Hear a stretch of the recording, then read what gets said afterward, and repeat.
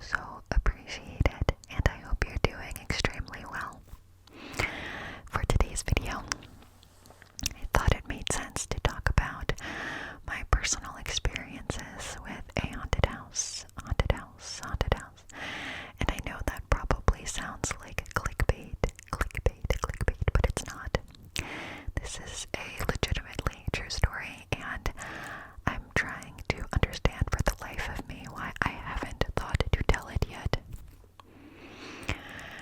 I don't think this has ever come up in a video, at least not in the way that I'm going to talk about it today, and it's perfect for the spooky season. And don't worry, it's not too spooky, but I will be clear that this house is absolutely haunted.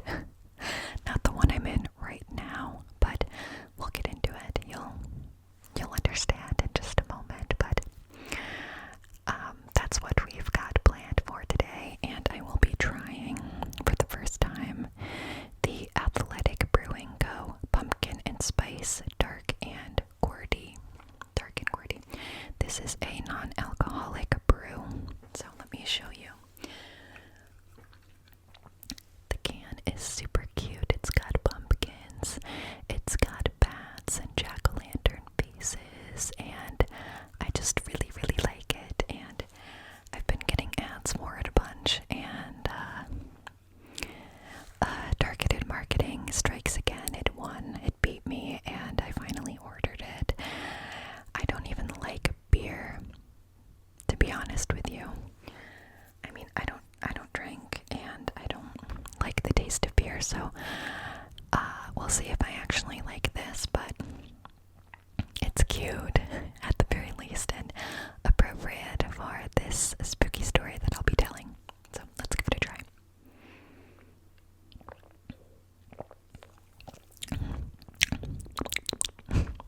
Not bad.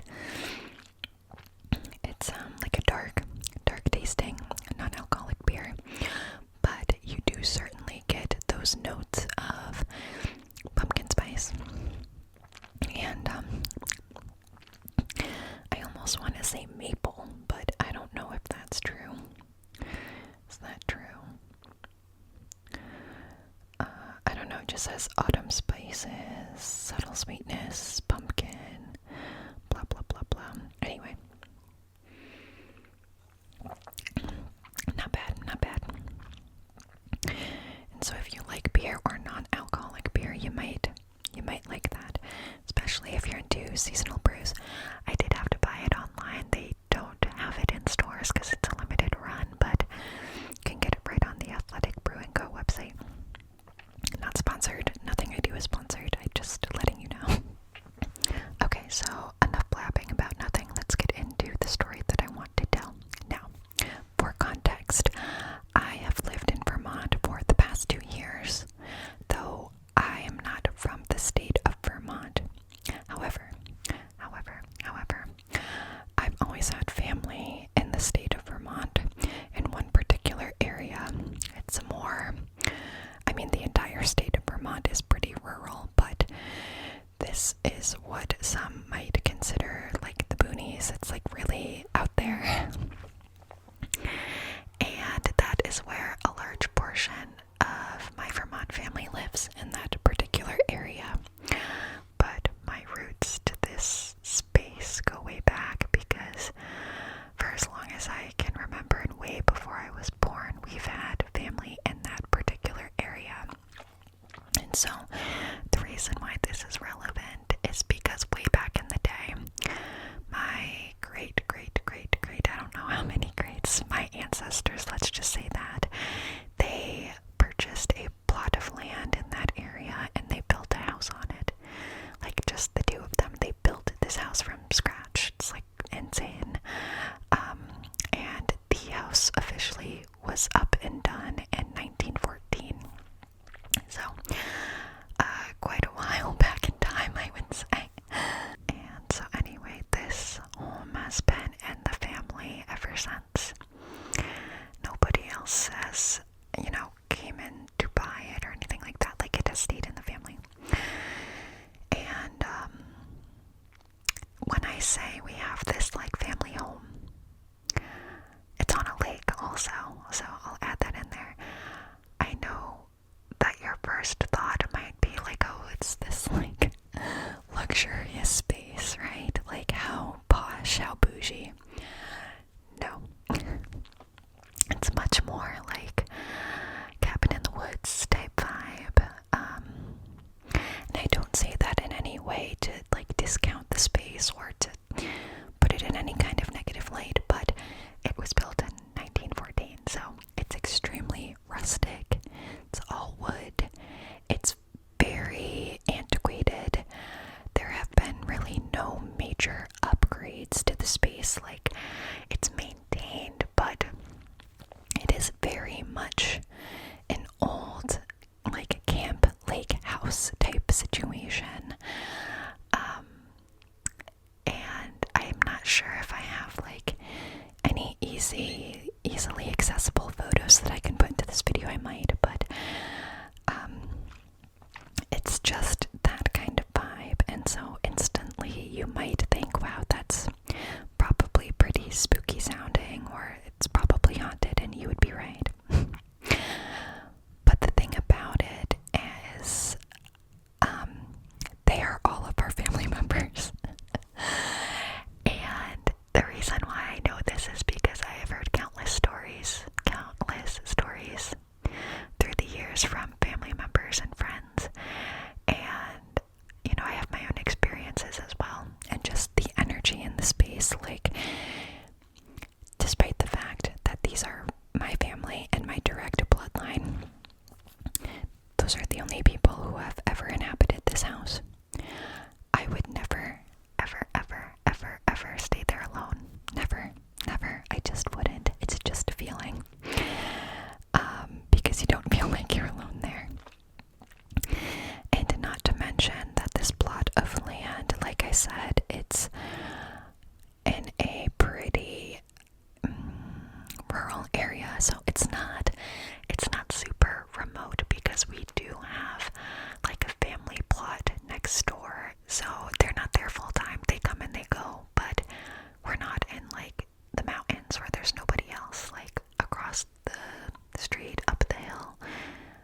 And when I say hill, that kind of is a mountain, but that's where my aunt and uncle are. So we've got cousins to the side, aunt and uncle up the very large hills, Loki Mountain, and nobody is there full time, and nobody is there at this family home full time either. It's a seasonal place.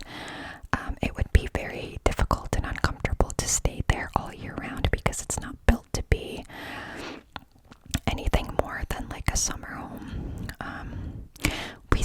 We open in the spring and close in the fall, and in the past, crazy family members have stayed there during winter, but it's not pleasant. It's just not.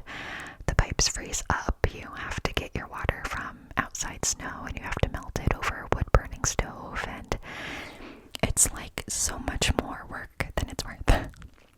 You have to keep the fire cranking like constantly. The road is not plowed, so you have to constantly be like taking care of not just your driveway, but the remainder of the street to get out.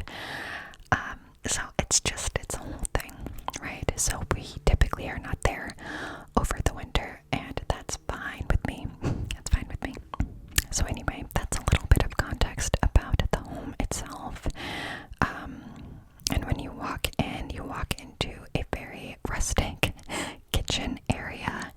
Then you walk into the living room, and then out back is a porch. It's like a screened-in porch. So it gets very cold in there, but it's great during the summertime. And then upstairs, there are 3 bedrooms, but they're like extremely tight and small.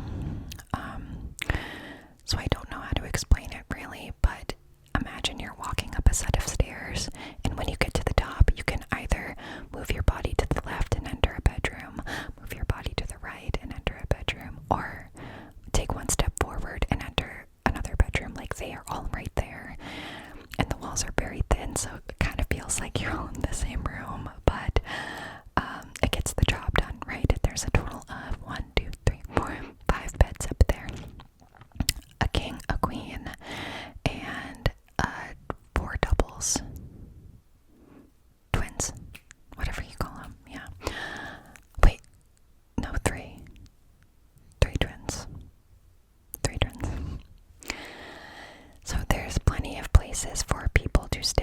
visit.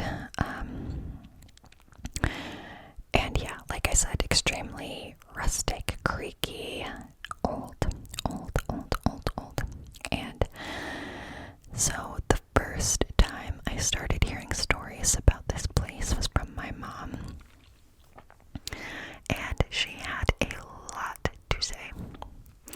And the thing that I think is interesting is that any story that I hear about this place comes from people who are not directly associated, like, with the bloodline. And so this home and this family line is on my dad's side, not my mom's.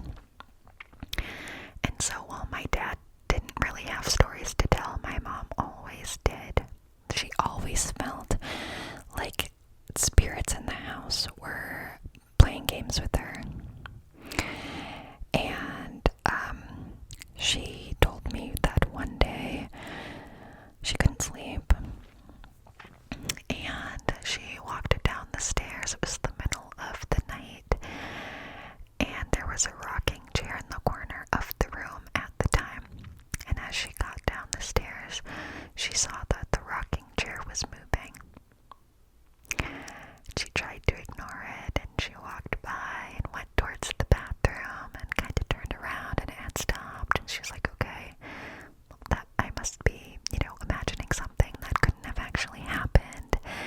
Went to the bathroom, came back out, same thing, the chair was rocking again, and it would kind of do this thing where it would start and stop, and she tried to pretend like it was in her head, but she could just feel that there was an energy.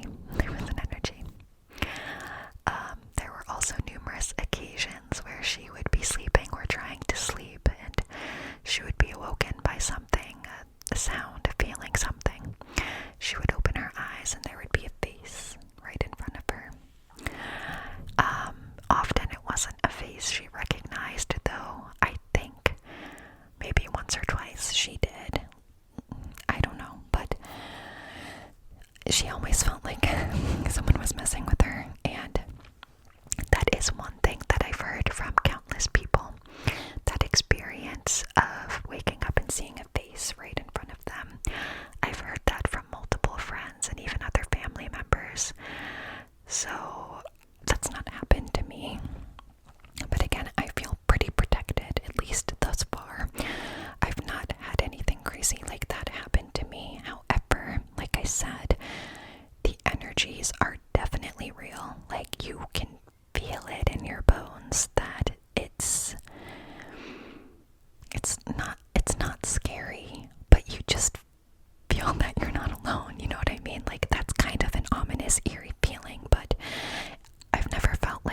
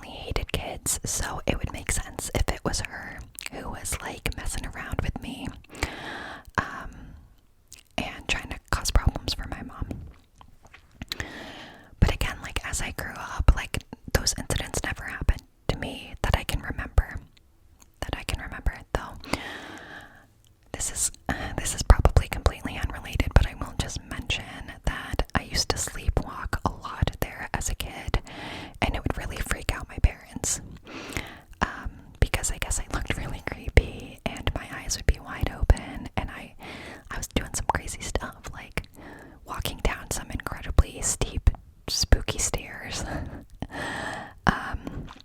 and having full-length, creepy conversations with them, and that really only happened there. So I don't know if it's coincidental or if there was just something about that place that encouraged me to sleepwalk. Like I've got no idea. I don't know. So those are just a few examples of things that my mom has told me. And like I said, I've had other friends who have had similar stories, because over the years, pretty much every summer, I would take a group of friends up to this family house with me. We would spend a week or two there, usually like a week. And when we were all together, I feel like nothing ever happened, but if for whatever reason one person was left in the house, like say we were all going swimming and someone forgot their towel and had to run back in, or say a few of us were going to the store to get groceries and one person stayed behind because they were gonna like cook what we had or whatever, like there were plenty of opportunities for there to just be one person in the house for some particular reason, right? And I remember this one time we all decided to go to Santa's Village, but there was just one person in the group who was not up for it. They just weren't interested and not feeling that well, so they decided to stay behind. And when we got back, they just said that the entire time they thought that somebody else was in the house with them. Like they kept hearing footsteps. It sounded like people were walking around upstairs, even though he knew nobody was actually in the house. And just having this eerie feeling that there was at least one other person there with them. So yeah, just hearing lots of weird creaks and noises and footsteps and things that just didn't seem normal. And you have to imagine, like, an old house like that, it does creak, it does make noise, but you can generally tell the difference between that and what you feel like is something more than that, right? And I think the last time we went, it was a smaller group of us, and my friend was sleeping on the couch. And I should have asked her for the full story before doing this, because I don't want to mess any of it up, but I feel like she was up in the bedroom and she had like a scary dream or something, and that's why she ended up on the couch downstairs. I don't know, there was a reason why she ended up downstairs. And the sort of nightmare continued, and she opened her eyes and there was the face. So again, the face came back up, and she said it was a terrifying face. It like really freaked her out and made her not want to go back to sleep. So again, it's like this recurring thing that I've never experienced. I will say, the one thing I've heard in regards to something happening in our our actual family line is with my grandmother, who sometimes opens her eyes and sees like her mother or her grandmother, and it's like a very welcoming thing. So she doesn't feel frightened by that at all. She actually really feels gratitude for that, because she feels connected to them. So it's not all eerie, I guess. Like she feels really connected to that place, and she goes up there by herself all the time, which good for her. It's not me. Maybe one day, but no. She's turning 86 in January, and so she's up there, and she will go up there for weeks at a time just by herself. She will stay there for as long as she can until she has to go back home for whatever reason. And she doesn't live in the state of Vermont anymore, like officially. She used to. She grew up in Vermont, so did her family, and then they eventually moved to the place where I grew up, which is in Massachusetts. But she spends as much time in Vermont as humanly possible because she feels really close close and really connected to the relatives there. So it depends, on the person. And again, yeah, I just find myself when I am there, when I'm alone, like not alone, but like say everybody else has gone to sleep. I'm someone who stays up late. I don't get tired at a normal, reasonable time, so I'll be up watching TV or whatever. And I'm very mindful of windows because they're pitch black and I always feel like I'm gonna see a face, but I feel like whenever I get ready for bed, when I'm there, I find myself like really scattering, like low-key, like running to like do my nightly routine, to shut off the lights and to go upstairs, and I'm like terrified to check behind me.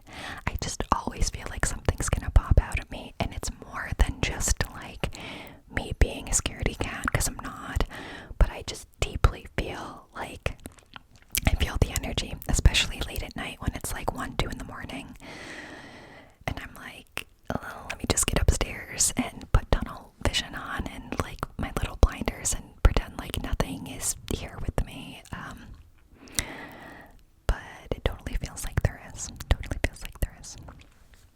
Just going back to my mom for a second, what's interesting about her story or stories is that she's always had some pretty strong premonitions, just in general, and she's very like spiritually connected. I feel like I am too, but not as much as she is, and I feel like that has only gotten stronger over the years. So it's interesting to me that she's had so many like very specific encounters, and I guess her like ability to connect with spirits in the house is just, I don't know, maybe stronger than mine at this point.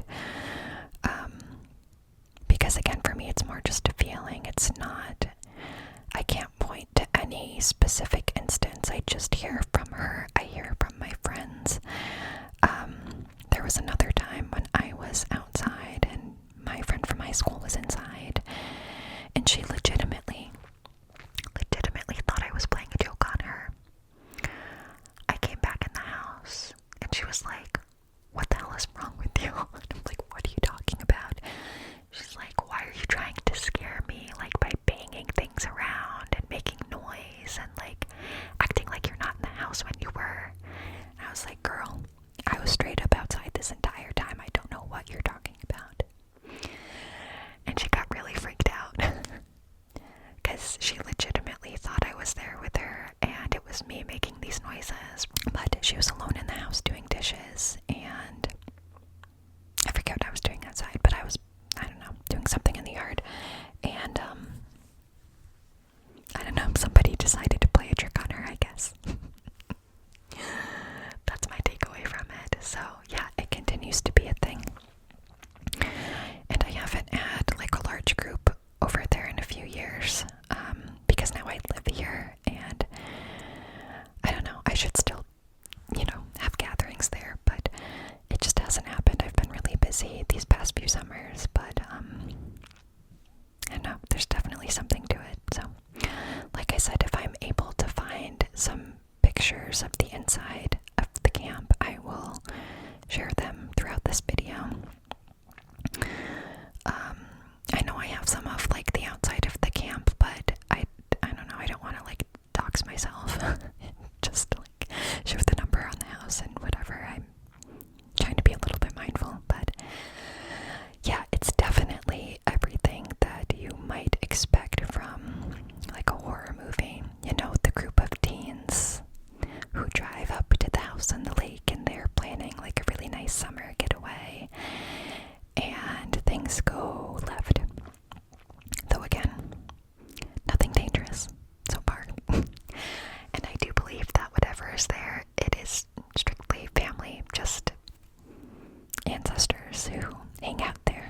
That's my interpretation, that's my understanding and belief, and I know there are a lot of people who don't believe in spirits or anything like that, and that's fine. I'm not trying to convince you or change your mind or whatever, but it's something that I certainly believe in, and I trust the people that tell me the these things, especially the things that I hear over and over again, where it just seems like